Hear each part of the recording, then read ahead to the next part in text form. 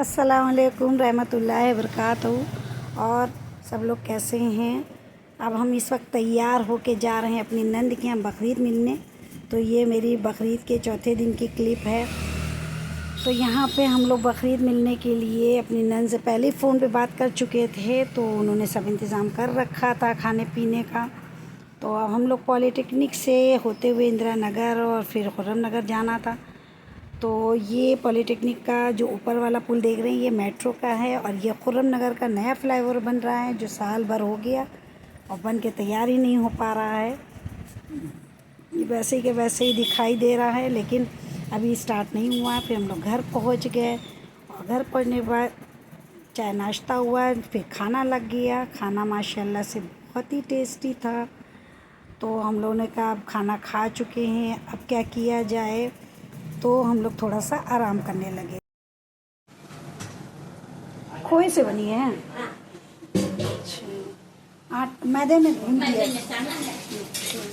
तो हम इसी तरह हम लोग पूड़ी बना लेते हैं। कभी कच्चा बना देते, कभी बना देते हैं।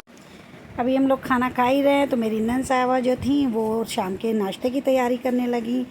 उन्होंने खोए की मुठिया बना ली, फिर लस्सी भी बना ली और कहने लगे कि अभी हम आ रहे हैं। तो अब खाना हो चुका था, फिर ये ले आई मुठिया और फिर लस्सी, और लस्सी भी माशाल्लाह से बहुत टेस्टी थी।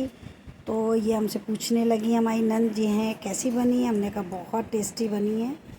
और क्योंकि इनकी देवरानी के हमें जाना था, और तो जो है हम लोगों ने कहा बस हम लोग को जल्दी से निकलना है, नहीं तो शाम हो जाएगी। फिर तुम्हारे भाई जो है उनको स्कूटी चलाने में दिक्कत आती है। तो फिर हम लोगों ने जल्दी जल्दी लस्सी पिया, और लस्सी पीने के बाद फिर हम लोग निकल गए इनकी देवरानी की।